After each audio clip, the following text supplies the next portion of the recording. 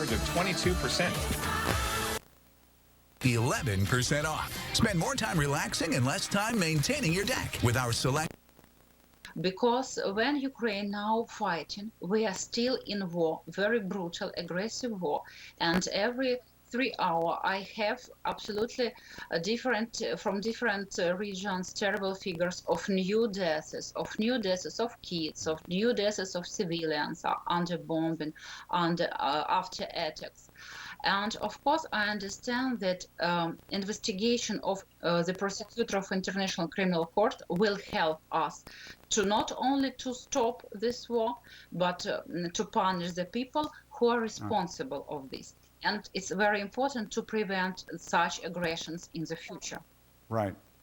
Absolutely. Well, thank you for the work that you do, and we appreciate your time, Irina Venediktova. Thank you very much. We appreciate it. Thank you very much for your support, for your sincerely support, and we feel it, we see it, and we still fighting for our freedom and independence. All right. Yes, you are. All right. Thank you. Thank you so much. We appreciate it. And the breaking news continues next. Deadly new shelling in a key city in southern Ukraine. CNN is on the scene as residents grapple with the bloody aftermath and brace for the next attack. Verizon is going. Homegrown tomatoes. Nice.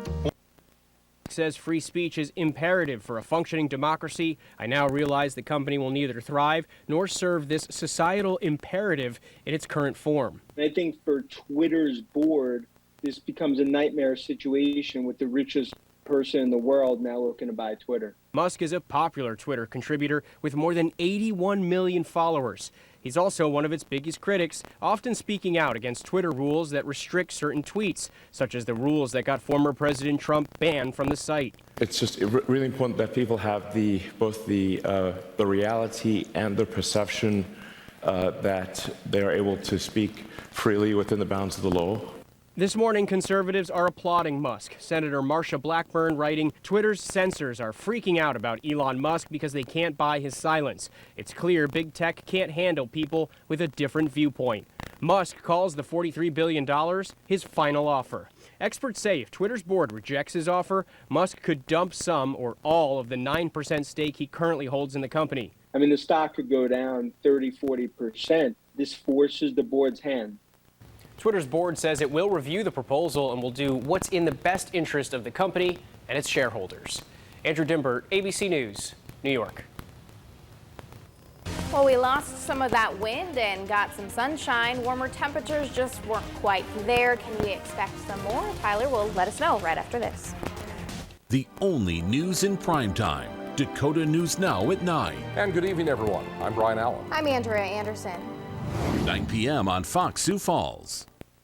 Dakota News Now, sponsored by Ford.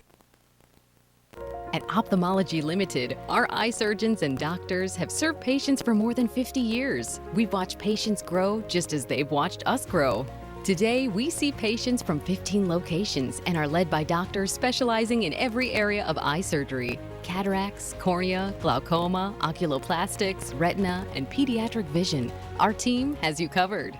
Visit us online, then call to request an appointment with the region's most trusted, experienced eye surgeons.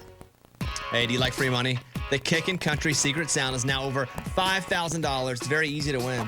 I'm Bobby Bones from the new Kickin' Country 99.1 and 100.5. Listen to the Bobby Bones Show every weekday morning at 8:40. I'll tell you how you can win over $5,000 in the Kickin' Country Secret Sound.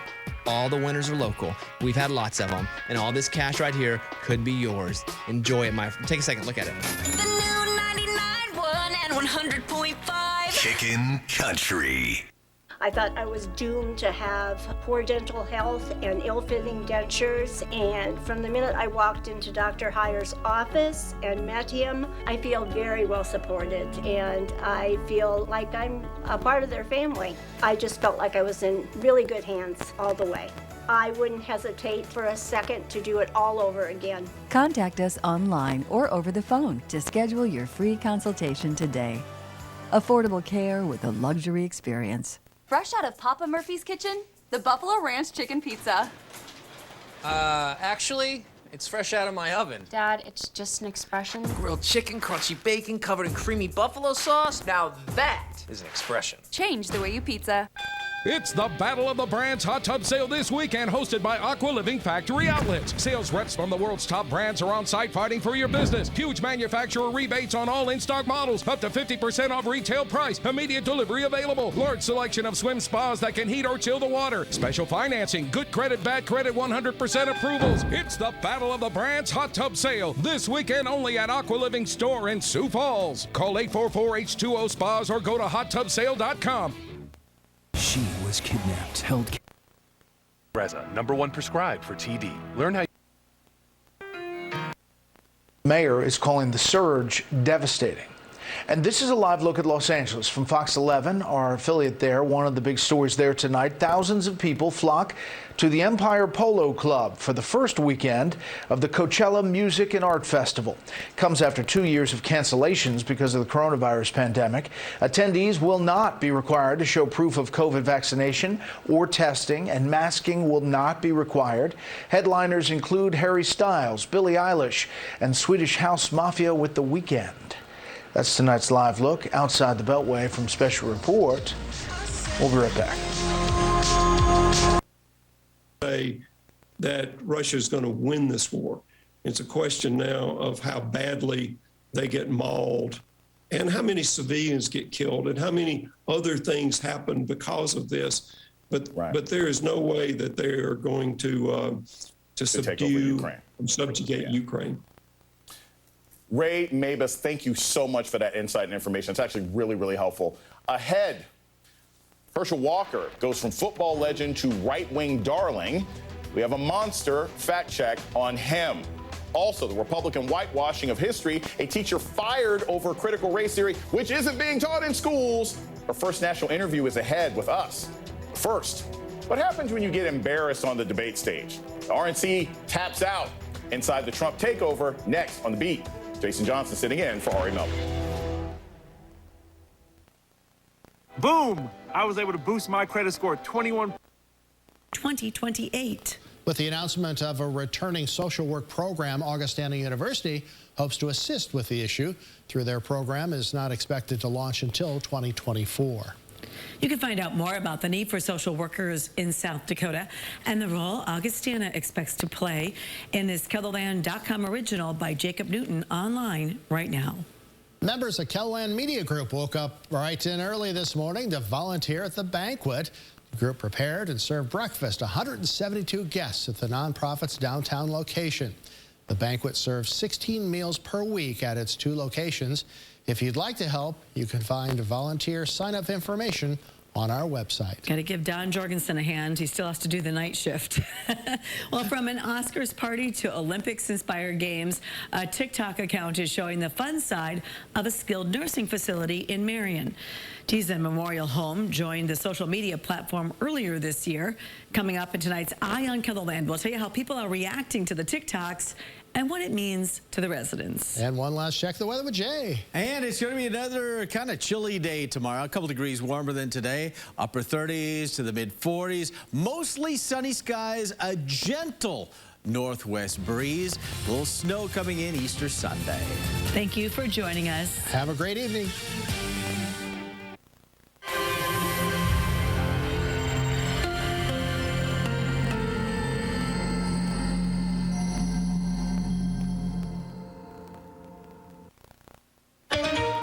Tonight, the Pentagon confirms Ukrainian missiles sank Russia's flagship in the Black Sea. Russia retaliates and warns the U.S. to stop shipping weapons to Ukraine. And the civilian death toll around Kyiv climbs. Nearly 1,000 bodies recovered since the war began. Holiday travel rush. Millions of Americans pack airports and highways for the long weekend as some flight attendants hit the picket line. Can airlines keep up with demand? Mideast skirmish. Palestinians and Israeli police clash at one of the world's holiest sites. More than 150 Palestinians injured on a major holiday weekend for Muslims, Jews, and Christians. Subway shooting heroes honor. New York City's mayor praises the transit workers who helped riders to safety. Also, what happens with reward money for the suspect's arrest? Tax day backlog, why the IRS is pleading with Americans to file electronically as Monday's deadline approaches. Jackie Robinson Day, 75 years after he broke the Major League color barrier, baseball celebrates number 42.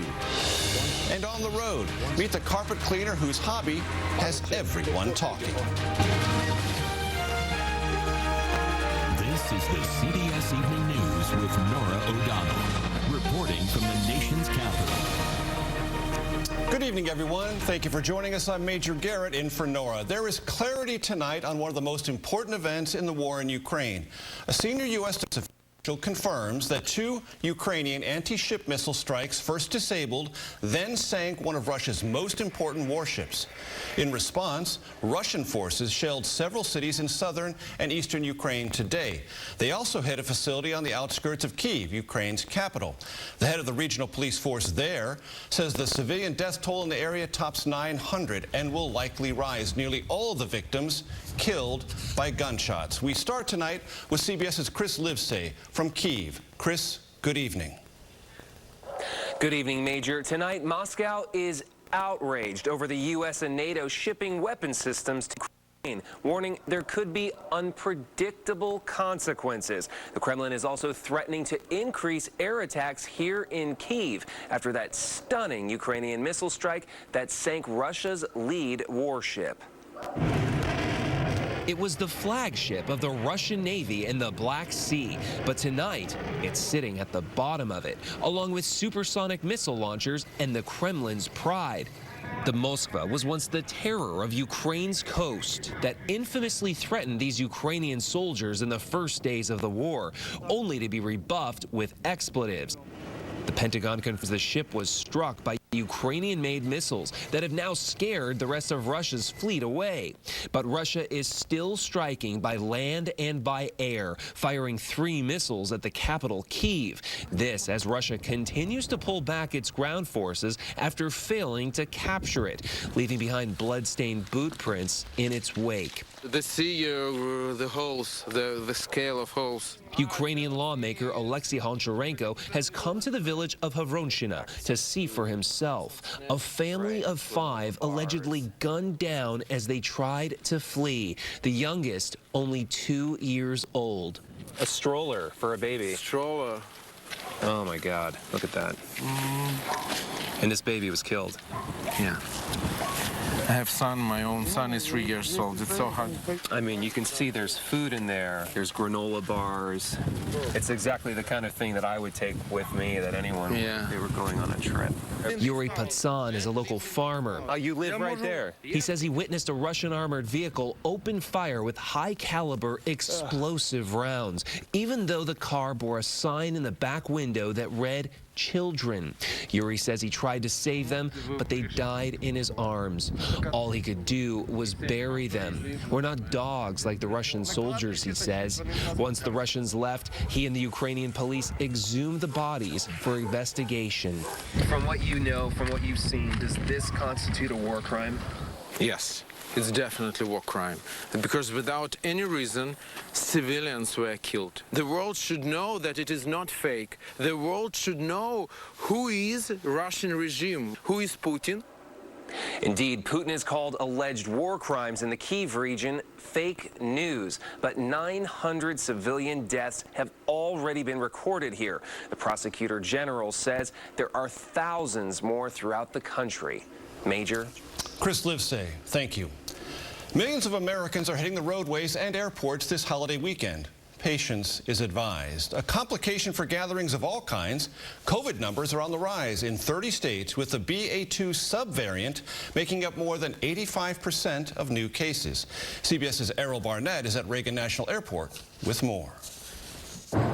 Today, millions of air travelers are on their way. Just be able to be with family over this holiday time. Domestic ticket prices have jumped 40% since January, but that hasn't softened demand. I'm just ready to go and travel, and see family and friends. Delta Airlines sold more tickets last month than in any March in its history, and will now fly more than 480,000 passengers per day through Sunday. United will carry more than 400,000 a day through Monday. But staff shortages left over from the height of the pandemic are leaving pilots and flight attendants frustrated. Like these from Spirit Airlines protesting today in Las Vegas. We're going to be in for some really tough 3 or 4 months coming up because I don't see any short-term solutions to try to satisfy the demand when you don't have the staff to support it. Southwest Pilot Union is warning fatigue has become their #1 safety threat, while Alaska Airlines pilots have been protesting for weeks over their workloads, the airline responding by cutting its schedule through June. The airlines were overscheduled. They still are. And the problem with that is everything goes nuts because if you throw in a weather issue or a maintenance issue, the system collapses. Meanwhile, some relief for road travelers, with the national average for gas dropping to $4.07, 24 cents cheaper than last month, but still at historically high levels. And the gas pump may very well be the only place where you'll see prices decrease. The price of domestic air tickets is expected to jump another 10% through May into June. And considering these ongoing staffing issues very likely could lead to more cancellations, Major, the best advice is to make sure those air tickets are refundable. Errol Barnett, thank you so much. Tensions are high in the holy city of Jerusalem. More than 150 Palestinians were injured following clashes with Israeli police. Tonight, the United States is calling on all sides to exercise restraint. CBS's MTS Tayeb has the latest. At one of the holiest and hotly contested places of worship in the world, a bitter confrontation after Israeli forces stormed the Al-Aqsa Mosque, known as Temple Mount to Jews, and fired tear gas and rubber-coated steel bullets shortly after morning prayers. Israeli police say they were targeting a group of masked men who had set off fireworks and were throwing stones. The violence comes as tensions continue to soar across Israel and in the Palestinian territories. Over the past few weeks, 14 people have been killed in Israel following a series of attacks carried out by Palestinian assailants, while 25 Palestinians have reportedly been killed following a wave of unrest and military operations by Israeli forces in the West Bank. This weekend is expected to be particularly tense at religious sites in Jerusalem's Old City, with the Islamic holy month of Ramadan overlapping with the Jewish Passover and Easter Sunday. MTS Live, CBS News, London. 3 days after one of the worst mass shootings in the history of the New York City subway system, Mayor Eric Adams today honored transit workers who came to the rescue. Here's CBS's Mola Lenghi. Today, several city transit workers were honored for their bravery in the attack. Mayor Eric Adams. The bullets were flying, 33 to be exact. You stayed calm, stayed focused, and you saved lives. I was shouting to the people, get on the train. Among those being hailed as heroes, train operator David Artis, who sprang into action as frantic passengers spilled out of a smoke-filled subway car. In all, 10 passengers had been shot, about 20 others injured. I see the whole car with blood, so of course there's fear, but then I had to get the passengers to safety. Police arrested 62-year-old Frank James after nearly 30 hours and a flood of phone tips. I almost couldn't believe it, that it was really him. While on a class trip, Jack Griffin snapped these photos and called police after spotting the alleged gunman sitting on a bench, hiding in plain sight. This is the leg I got shot in. Hawari Benkata, now recovering at home, says he sat right next to the shooter. As bullets flew, he tried to protect a pregnant passenger and was shot in the knee. And my hand was just soaking wet in blood, and I pulled my pants down, and the size was like the size of a quarter, and just blood constantly coming out. Well, James is being held without bail at this federal detention facility behind me here. Today, the NYPD announced that the $50,000 reward that was offered for information leading to James's arrest would be shared among 5 people whom they did not identify, Major. On the story all week, Mola Lenghi, we thank you. A reminder, Monday is tax day. You know, the deadline to file your income taxes with the IRS. Well, the agency is urging Americans to drop the pen and paper. CBS's Scott McFarlane explains. Tax season is a burden for many, and this year, the IRS itself is feeling the pain. They're still working through a massive backlog of last year's tax returns, more than 3 million still to be processed. And they've warned this could delay refunds for some this year. Is that still a risk for at least some people? that is absolutely still a risk for some people. Part of the problem, the IRS budget was cut nearly 20%. Its staffing levels close to 1974 levels, with fewer than 80,000 employees to process the tidal wave of filings. I would say we need thousands more employees still coming to join us. We are an aging workforce, and we know that we have to prepare for the future. The agency calls paper returns its kryptonite. About 10% of filers still use paper and pencil, and it's been a strain on processors who handle both the paper and the phones. The IRS was getting 1,500 calls per second at one point during last year's tax season. Dave Weinberg runs a small business in Maryland and spent hours on hold. You couldn't get them on the phone for weeks at a time? Weeks at a time. I mean, it was tax season, and that's not an excuse, though. They're chronically underfunded. The IRS has acknowledged only about 1 in 5 callers has been getting through to live IRS agents at times this month. And they say if you're scrambling this weekend, file electronically and set up direct deposit. Major? Scott McFarland, thank you. We turn now to a story about work-life balance, the 4-day work week. That's a full week's pay for 32 hours on the job. Dozens of companies are trying it and finding surprising results. Here's CBS's Chris Van Cleve. When Emily Lutchen started at Uncharted in 2020, the Denver-based nonprofit was running an experiment. Could they maintain 100% productivity and pay while working 20% less? It's an opportunity to take a step back and think about how you can be smarter with your work.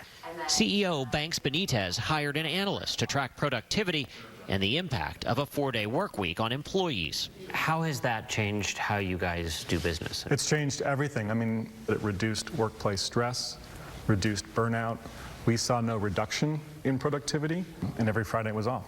A recent survey finds 92% of Americans want a 4-day work week. Nearly 3/4 believe they can maintain the same workload, but may have to work longer hours to do it.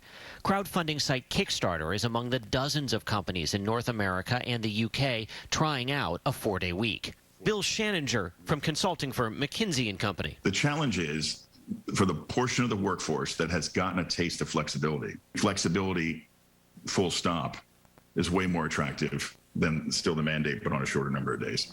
For Lutchens, working fewer days makes balancing her career and being a new mom easier. Could you see yourself ever going back to a job that was Monday through Friday? It would be hard. Living her new normal with more time for herself. Chris Van Cleve, CBS News, Denver. And Cecilia, Twitter says this plan is similar to other plans adopted by publicly held companies in comparable circumstances. Now, Elon Musk is known to be unpredictable, so it's a wait-and-see game for what his next move will be. Cecilia? A wait-and-see game. Kaylee, thank you. Overseas now, tensions in Jerusalem erupting at one of the holiest times of the year for Jews, Muslims, and Christians. Palestinians and Israelis clashing at the historic Al-Aqsa Mosque. More than 150 Palestinians hurt, Israeli forces storming the mosque. Tonight, hundreds of people under arrest. Here's ABC's Lama Hassan with the latest.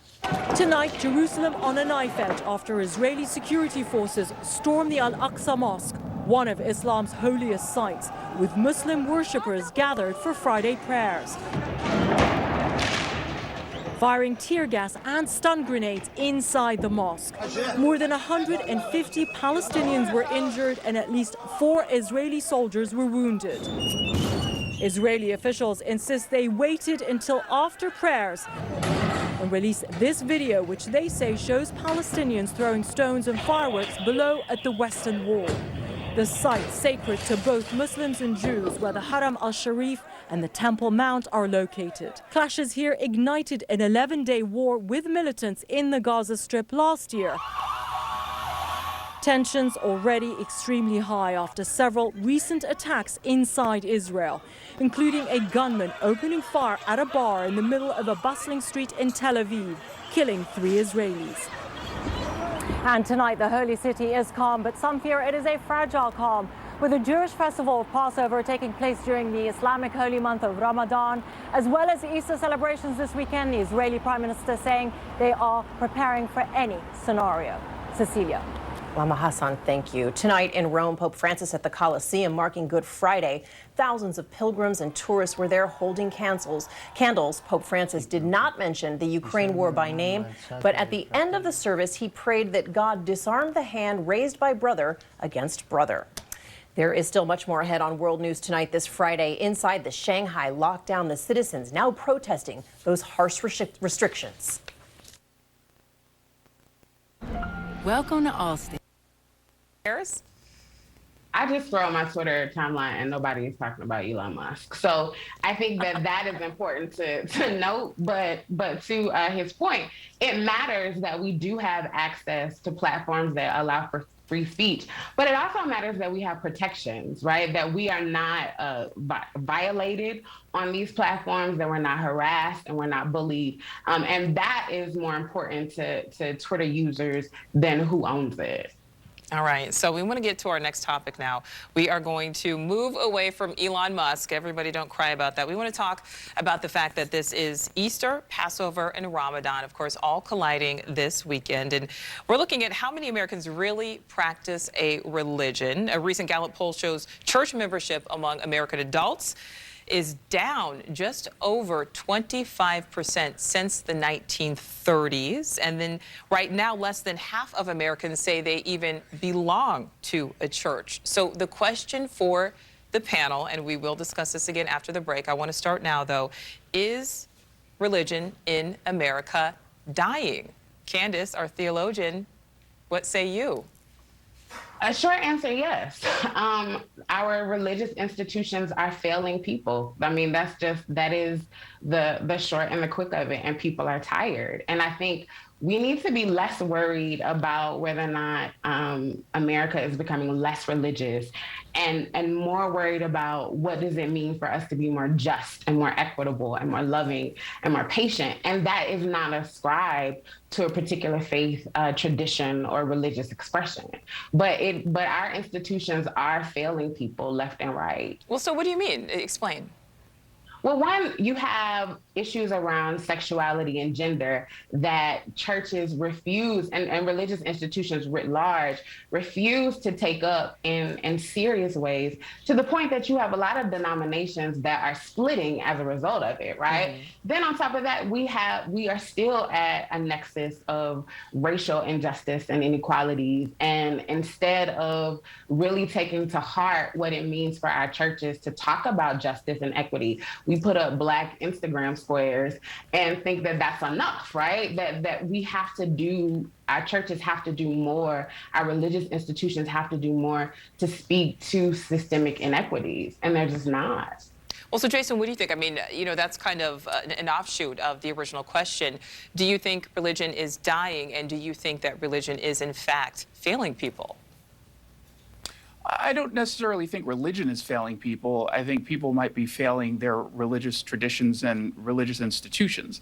This idea that the religion has to adopt certain positions, whether it's on social justice or gender identity or whatever it happens to be, I think is a slightly wrong way to look at it. I think religion as a whole and belief in God or spirituality is supposed to help guide people in their individual choices. And if we're coming to a church or a temple or a mosque with the expectation that the leadership is going to hold our positions outside of what religious traditions are supposed to be passed down, then I think, of course, we're setting ourselves up to fail. If I go to temple, I'm not there for them to be an echo chamber of political beliefs. I'm there to get some sort of spiritual guidance. And I think very clearly, yes, religion in this country, at least organized religion, is in trouble. And I think we've seen some of the negative consequences of that. I mean, being in sort of a religion in a general sense is good for health. We've had so many studies that have basically pointed that out, that you're less depressed, you feel more connected to a community. And I do think that that's an aspect that you can't just make up once you leave a church or once you leave a temple. All right, Ashley, before we go to break, and we're going to continue this conversation, but I want to get to you. Do you think that religion is dying here in America? You bet. And I'm going to tell you what. My mom is 84, and I look at your graphic, and I'm going to ask your control room if they can put that graphic back up that showed the steep decline. And for her whole life almost, I think there was only 3% decline. in the memberships in church. And then you hit right around that 2000, the year 2000, and it just starts to crater. And I went back and I was wondering, when did that Boston report come out that was the subject for the movie Spotlight, right? That looked and did a deep dive on the Catholic Church, and it was the year 2000. So we started as a nation to really believe the victims in the Catholic Church abuse scandal starting in the year 2000. And lo and behold, we lost 20% of church memberships over the last 22 years. Aha. Did anything else major like that happen? Well, we had 9/11. And I remember right after 9/11 being in New York, I asked a lot of people, what's your faith like now? Do you still believe in God after that happened? And it really did have a lot of people questioning their faith, because honestly, every time we have tragic disasters like that, we start to wonder, if there is a God, how could this happen? I don't think that's at fault, but I do think the Catholic abuse scandal has a huge impact on why people just don't believe anymore. All right, we're going to take a break, but when we come back, I want to talk about what many of us hear all the time. You know, when people say, I'm spiritual, but I'm not really religious. We'll talk about that after the break. Allison Harris, you're changing their mind, saying that yes, now they're going to open up federal lands for oil and gas drilling, despite the promises of candidate Joe Biden on the campaign trail and President Joe Biden in the Oval Office. What about this? We'll start there with the economy and bring in our panel. Byron York, chief political correspondent for the Washington Examiner, Kimberly Strassel, member of the editorial board at the Wall Street Journal, and Juan Williams is a Fox News analyst. Kimberly, this about face is quite something if you think about all that has been said prior to this moment. Well, we need to temper it just a little bit, too, though, Brett, because the amount of lands that they're now going to lease is still a fraction of what was being debated to be leased under the prior administration. And they're also going to require companies to pay much higher royalties. But yes, it isn't about face, considering that they wanted to do none. And there can be no doubt that this is in response to inflation and high gas prices and a public sentiment. And they need to suddenly look as though that they are doing something serious about the production side. So, Juan, is that it? Is it like searching for that thing that looks like they're attacking inflation from all angles, even though it goes against some of the things they said about climate change?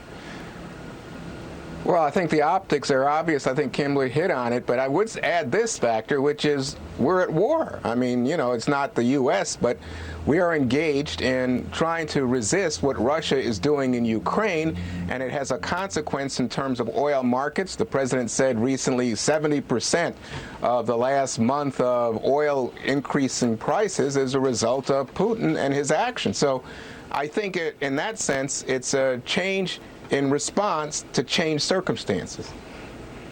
Washington Post opinion, Byron, inflation is rising, Biden polls are falling, and his message is failing. Normally during a foreign policy crisis, Americans rally around the commander-in-chief. Instead, the opposite is happening. Not only do Americans disapprove of his handling of the economy, just 39% approve of Biden's handling of the Russia-Ukraine war. Americans believe Biden's policies are a disaster, and his efforts to convince them otherwise are backfiring. Strong letter to follow there. Yeah. Well, the president fell to 35% and 38% respectively in a couple of new polls. And the big problem, and the reason you're seeing what he just did about oil exploration, is that he is just bleeding support among independents. He won independents by 13% in 2020. And the latest polls show him at 30-60 with independents. That's 30% approval, 60% disapproval. Democrats look at that and they see a Republican House and a Republican Senate in November, and it's absolutely terrifying. So I think we're going to see this and other efforts to at least appear like they're moving to the center in the coming weeks. All right, meantime, Ukraine, the weapons requests continue from the president, the foreign minister. Jen Griffin talking to the foreign minister today. Take a listen.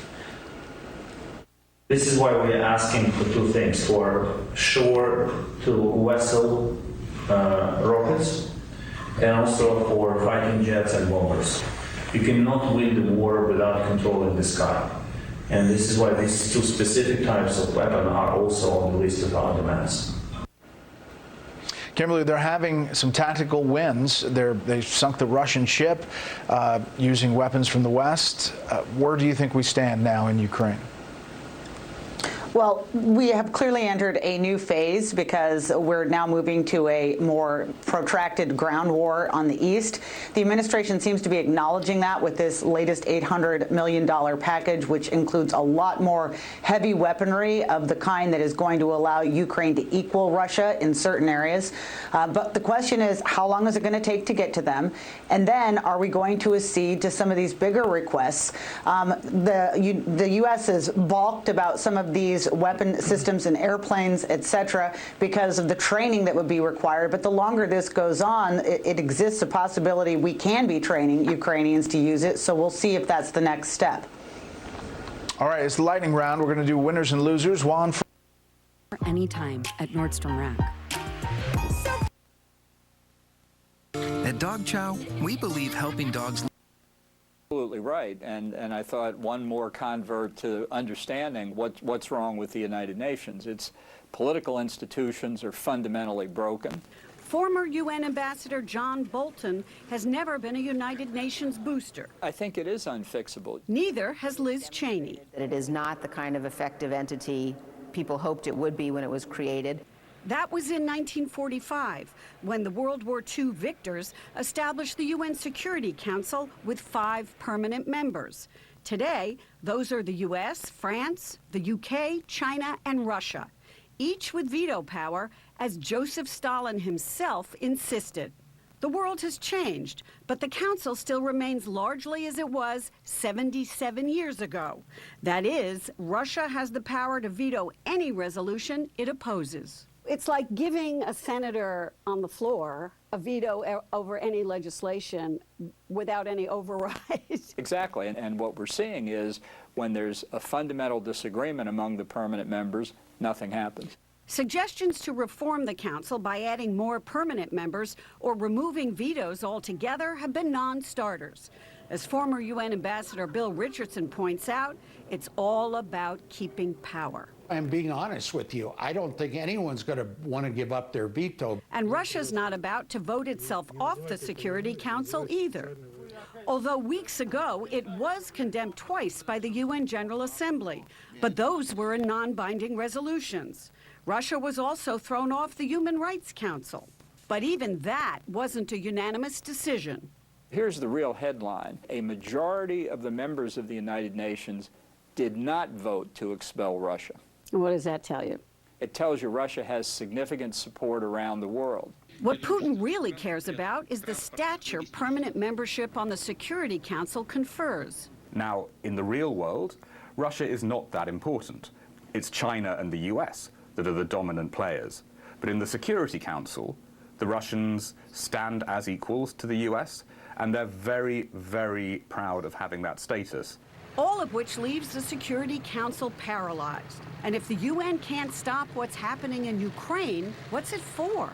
The UN is for airing publicly the tragedies of the world, like the refugee crisis in Ukraine, like the possible war crimes. At the same time, the UN is providing food. The UN is providing refugee assistance.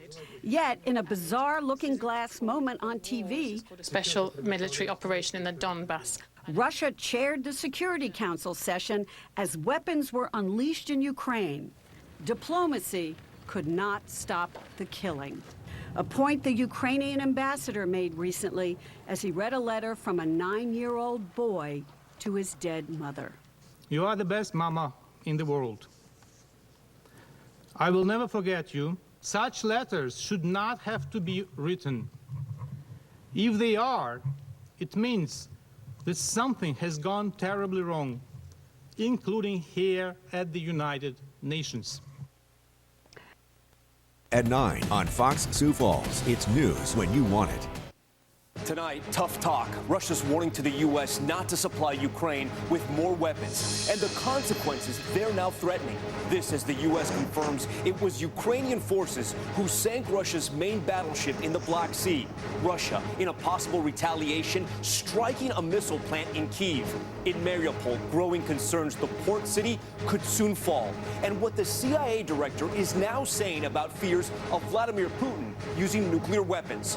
Also tonight, the holiday travel crush. Airports hitting new pandemic daily highs. Can the airlines facing staff shortages handle the rush? Twitter fighting back against Elon Musk, the so-called boardroom poison pill that could block the billionaire's takeover bid. Extreme lockdown in China. Police in hazmat suits dragging away residents. Protests erupting in a single city. 25 million now under severe COVID restrictions. Plus, the health mystery in one American town. The claim of more than 100 brain tumors. Are they all connected to the same high school? Amazon adding a new surcharge, why it's happening, and how it impacts the price you pay. And 75 years ago today, he broke baseball's color barrier, changing the game and America. Tonight, we celebrate the legendary Jackie Robinson. This is NBC Nightly News with Lester Holt. And good evening, I'm Tom Yamas, in for Lester. As we come on the air tonight, Russia is lashing out. They're now warning the U.S. to stop sending arms to Ukraine, saying it is, quote, adding fuel to the conflict and may lead to unpredictable consequences. Russia also ramping up their military attacks.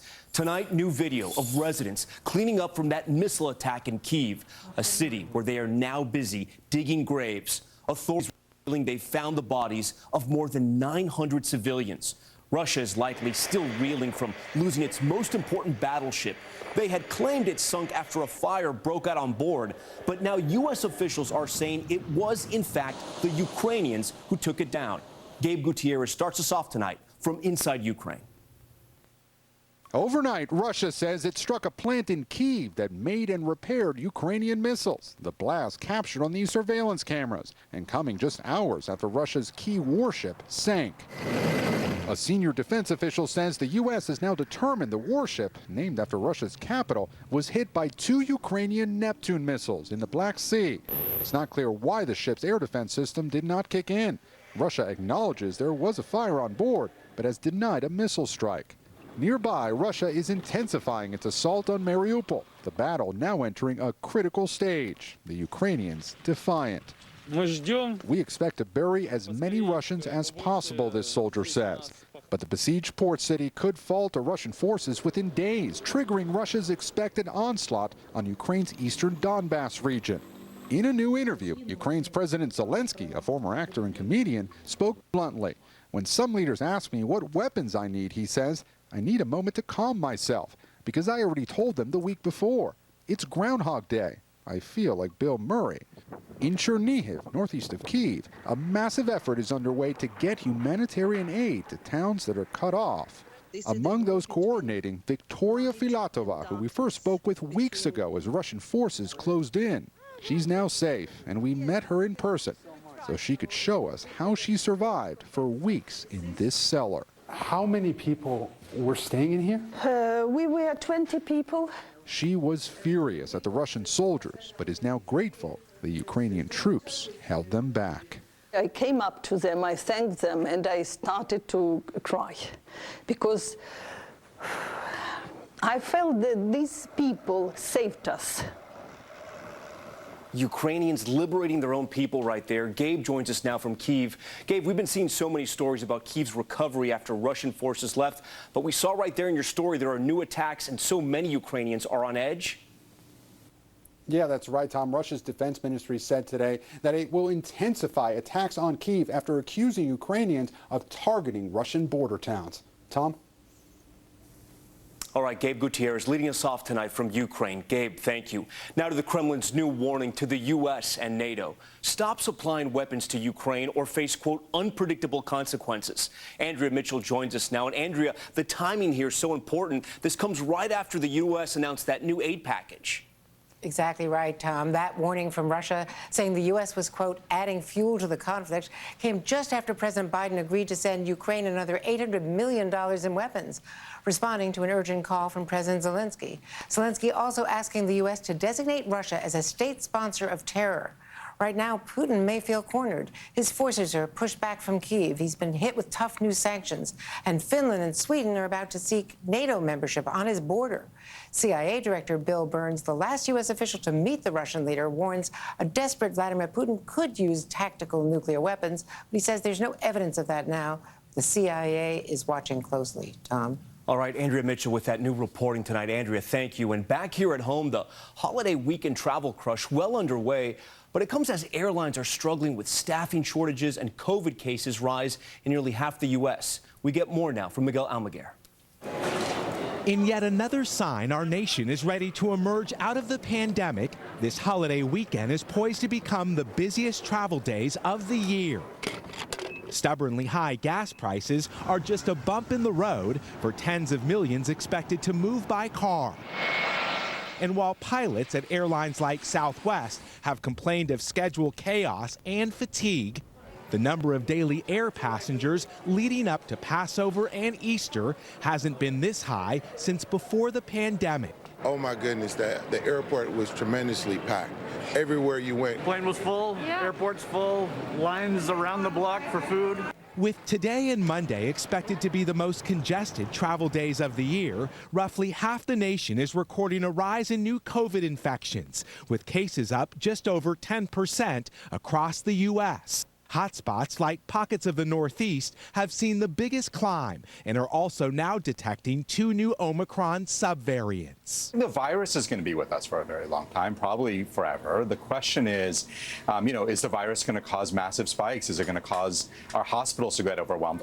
But for now, hospitalizations are under control and COVID deaths are down more than 30%. Tonight, a measurable change in the course of the pandemic and for Americans who are ready to venture back out. And on that travel front, Miguel, today and Monday are expected to be the busiest travel days. And the big unknown tonight, are the airlines ready? Well, Tom, Delta's preparing for nearly 500,000 passengers each day, but most carriers are strained. JetBlue in Alaska already cutting back on flights. Tom? All right, Miguel, we thank you for that. We turn now to the shocking new images out of China, where the government is resorting to extreme COVID lockdowns.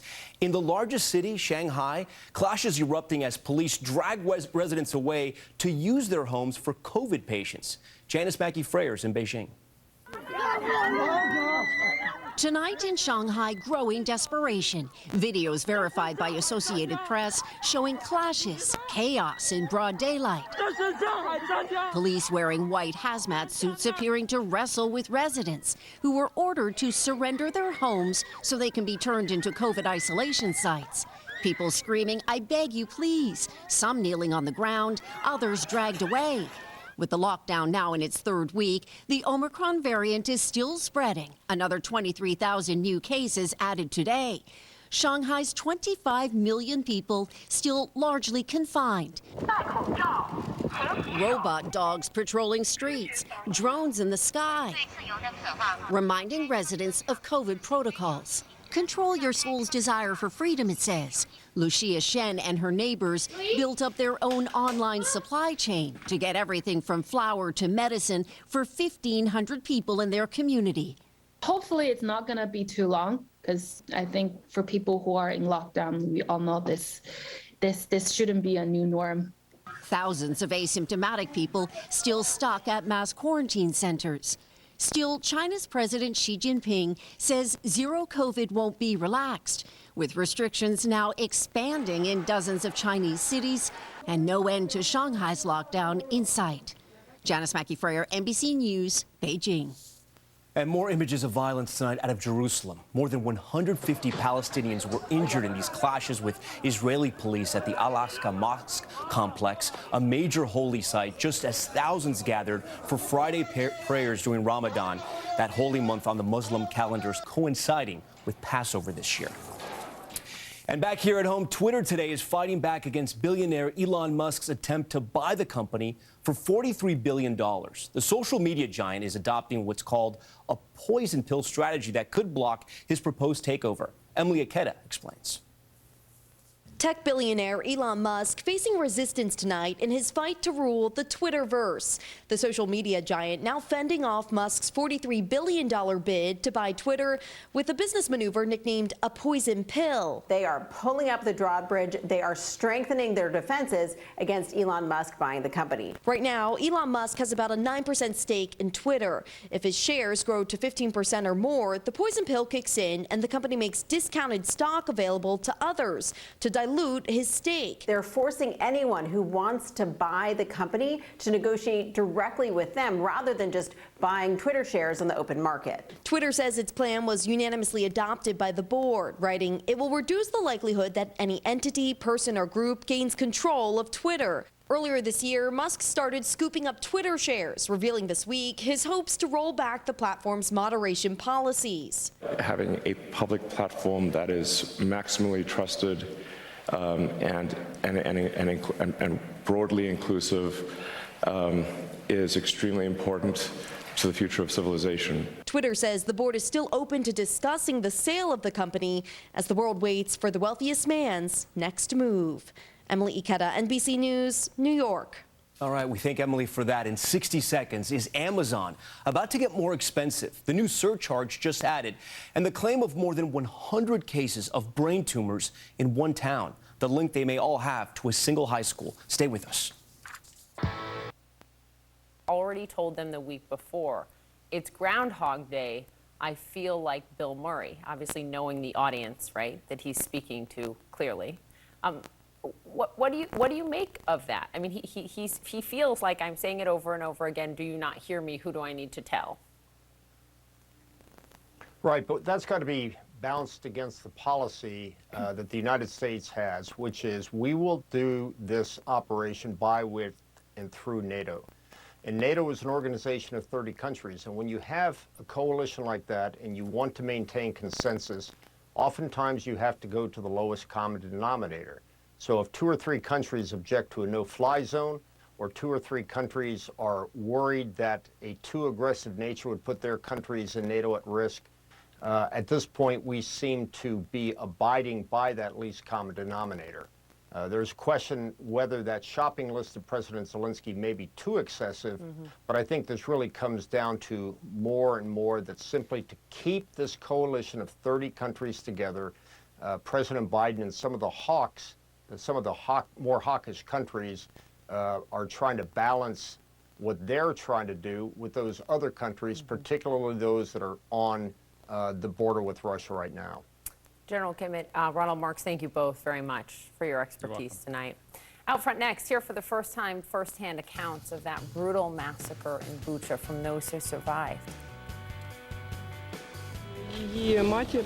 She says they came in, shot the woman, shot my mother, and then my father ran out when he heard something was wrong, and they shot him.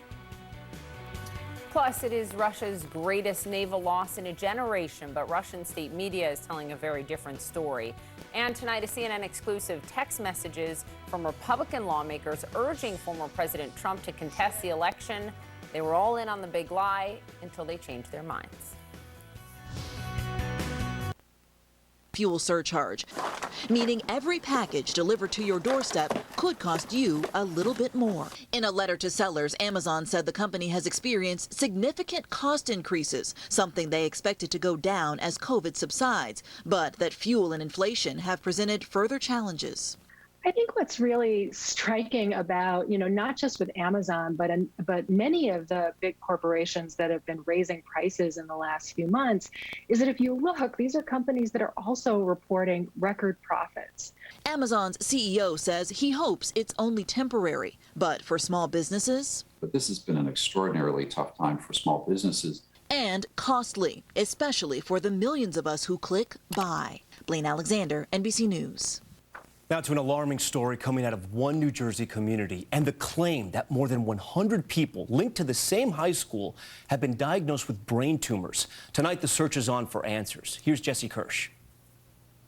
My wife died in 2012. I was just diagnosed with astrocytoma in January. Robin was an amazing mother, sister, and daughter. Tonight, a New Jersey town is scrambling to understand a heartbreaking medical mystery. Dozens diagnosed with brain tumors across 3 decades. What do those brain tumors do to your bodies? They usually affect hearing first. That's usually the first indication that they're there on the brainstem. Yesterday morning, I tried to get dressed and I fell because I don't have the correct balance. Married 25 years, Michelle and Al Lupiano share a rare non-cancerous brain tumor diagnosis. Michelle's coming 22 years after Al's. It's like being struck by lightning at the same time. Last summer, Al's sister, Angela DeSillis, found out she also had a brain tumor. Hers was deadly. I made a promise to her before she passed that I'll get to the bottom of it. He found another area family hit with similar illness and tragedy. Searching Facebook, his list grew longer. Here we are today at 103. Lupiano says all of these people share one thing in common. They either worked at or went to this high school in Woodbridge Township, New Jersey. Radiation can cause a higher incidence of cancer in general, as well as brain tumors, but it's difficult to say if there's definitely an environmental cause for this. The people Lupiano found mostly spent time at Colonia High School between 1972 and 2000. Woodbridge's mayor says an investigation for radiation on the school's grounds is underway right now. They are going through every single square inch of the property. Despite the possible connection between the school and these diagnoses, classes have remained in session. In those halls today, 2 of Lupiano's nieces walking through the same school their mother once did, their father distraught. In my heart, I hope they don't find anything that's still there. Tonight, the federal EPA confirms it is aware of the cases and is working with New Jersey state and local officials as they investigate the mystery. Tom? We hope they find some answers. All right, Jesse, thank you for that. And we're back in a moment with the president's tax return and how it's making history. With less moderate to severe eczema. On tonight. Of sunshine for the day tomorrow. We are a lot cooler to the north, especially in the northwestern part of the state where there's a lot of snowfall on the ground with the snow earlier this week, and we're in the low 40s generally along and south of I-90. Wind is coming in from the northwest. It is slowly dying down. It's more or less averaging between 15 and 20 miles an hour, but that is bringing our wind chills down to the teens for some of us, including in northeastern South Dakota. Feels like 17 in Sisseton, but only the upper 20s and low 30s in the southeastern parts of the area. We'll begin tomorrow morning with some of us falling to the mid to upper teens, like in the northern part of the state, even some single digits further off to the northwest, but overall temperatures fairly comparable tomorrow. It'll be a few degrees warmer with all the sunshine returning, but then heading into Easter Sunday, we're actually going to be cooling down as a result of some snowfall returning. Wind does slowly die down from west to east overnight. We will begin tomorrow morning with a wind around 5 to 10 miles an hour. A little breezier in parts of Minnesota, but overall the average wind tomorrow only averaging between 5 and 10 miles an hour. But it is going to be picking back up again Easter Sunday afternoon behind this storm system that is going to be bringing in that rain and snow mix. Wind starts out of the south on Easter Sunday morning, but it will quickly turn more northwesterly by Sunday afternoon. Futurecast for tonight, mostly clear skies, although in northern South Dakota some extra clouds lingering. Those will clear out throughout tomorrow morning. Plenty of sunshine for the day tomorrow. Now we take you into Saturday night and Easter Sunday morning. Rain and snow on the way, kind of starting out in the Pier area very early Sunday morning. This is 4 a.m. This will slowly make its way east. By 7 a.m., starting to see some of that light rain and snow mix making its way into Sioux Falls, and we'll start to see additional precipitation moving in throughout Sunday morning. This looks to linger throughout Sunday afternoon and then finally get out of here heading into early Monday morning. As far as snowfall totals go, remember a lot of this will be melting right away once it hits the ground. Some of this adding up on grassy surfaces. Also with known heart disease, Ozempic. Dia Tacos, only at Taco John's. Ukraine, the Kremlin has further stifled what little freedom Russians had to criticize the government. Under Russian law, describing the war in Ukraine as war can lead to 15 years in prison. And Russia recently forced international organizations, Amnesty International and Human Rights Watch, to close their operations in the country. Nick Schifrin takes a deeper look at the suppression of dissent. Behind a new Iron Curtain that Vladimir Putin seems determined to build, there appears to be no irony. After a woman held up a poster that literally said 2 words. She was detained by 7 officers in riot gear. This man arrested for holding up a blank piece of paper. On Sunday, police detained Konstantin Goldman for holding Tolstoy's War and Peace, or as it would be called under new rules, Special Military Operation and Peace. And last week, Nobel laureate Dmitry Muratov, editor of one of Russia's few remaining independent newspapers, was attacked with red paint. Since the invasion, independent human rights activists say police have arrested more than 15,000 people for criticizing the war. This week, they detained prominent opposition politician Vladimir Kara-Murza. He's long opposed Putin and accuses the Kremlin of poisoning him twice. In 2017, we interviewed him and his wife Yevgenia in the U.S. as he recovered from the second attack. I felt just life slowly going out of the whole body. And I remember that distinct feeling that this is it. This is the end. Now I'm going to die. It is terrifying, I'm not going to lie to you, but I want him to continue to do what he thinks is important, what he thinks is right. The West has punished Putin with unprecedented sanctions and cut off access to American technology. This week, he admitted the sanctions have stymied Russia's vital energy industry. But on a Tuesday visit to a space center in Russia's Far East, he claimed the sanctions also create Russian unity. They wanted very much that everything that is happening would impact domestic political processes in Russia. They always make that kind of mistake without understanding that when faced with difficult conditions, Russian people always unite. Putin has been preparing for this moment for years, building up reserves, destroying the opposition, silencing critical media. Director of Central Intelligence Bill Burns, the former U.S. ambassador to Moscow, yesterday said Putin and his insular advisors are driven by imperial dreams and revenge. Putin has stewed in a combustible combination of grievance and ambition and insecurity.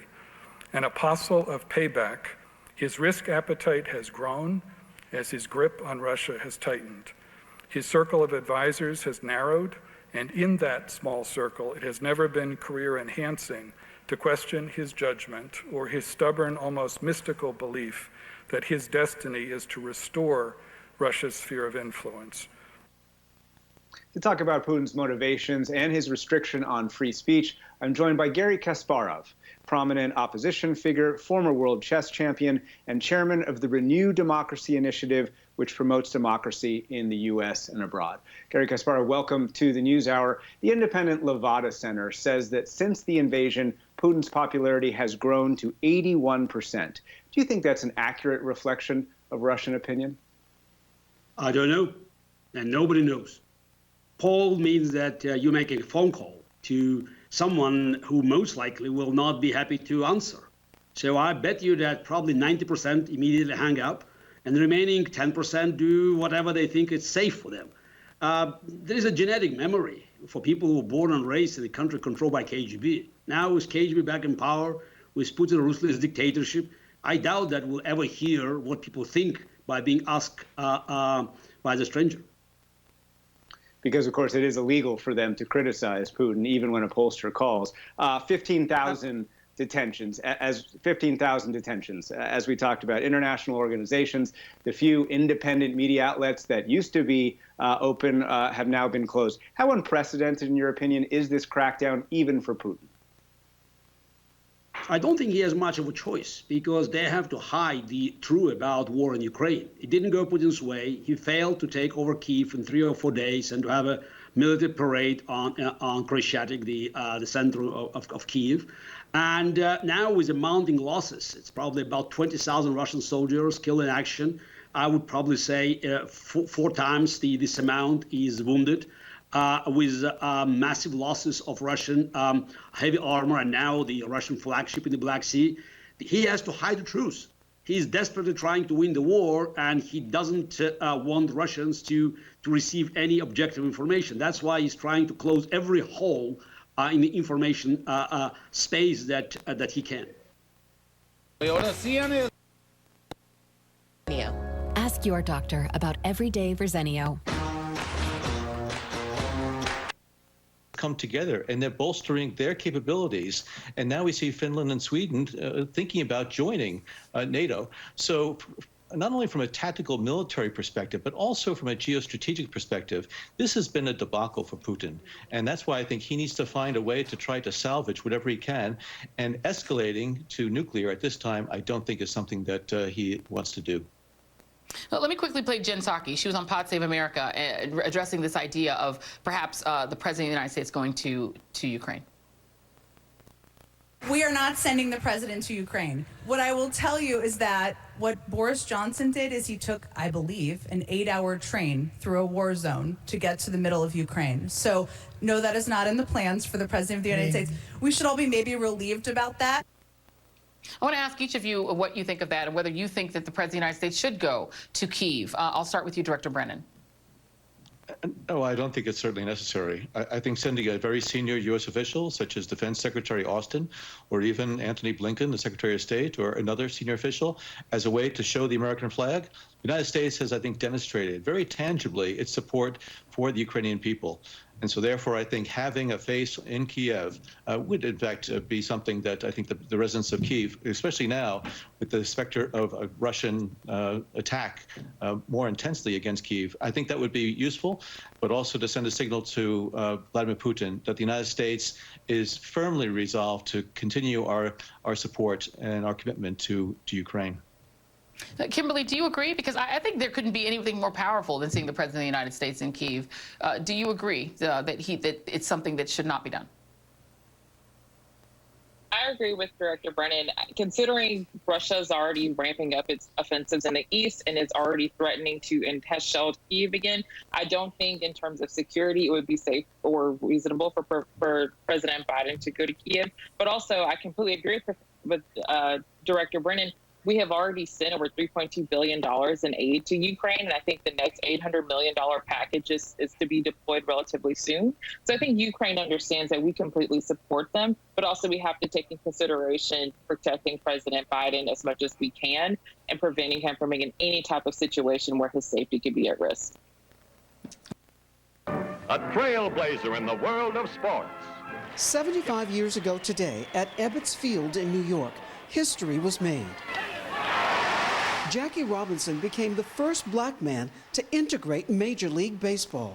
Oh, he knew what it was to be black in America. He knew what he was going to be up against, and he had to steel himself. That's because it was 1947, and the country was still in the dark days of Jim Crow segregation. Fans taunted Robinson with racial slurs. Hotels turned the team away. Even some players shunned him. The batter is Robinson. But Robinson, knowing it was about more than just a game, persevered. The Dodgers had a plan to improve their baseball team. Jackie Robinson had the skills and the courage.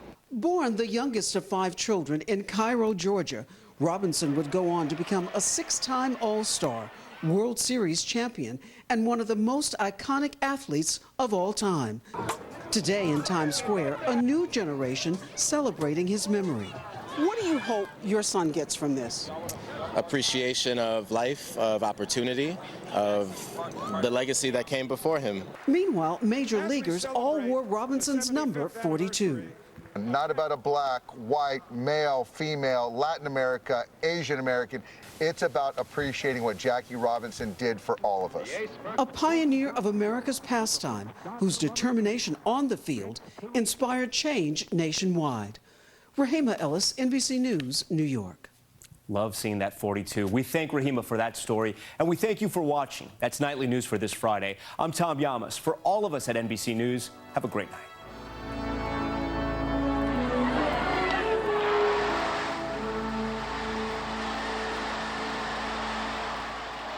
NBC News, streaming free now. Hello, Elizabeth. I have unfinished business. Out would be?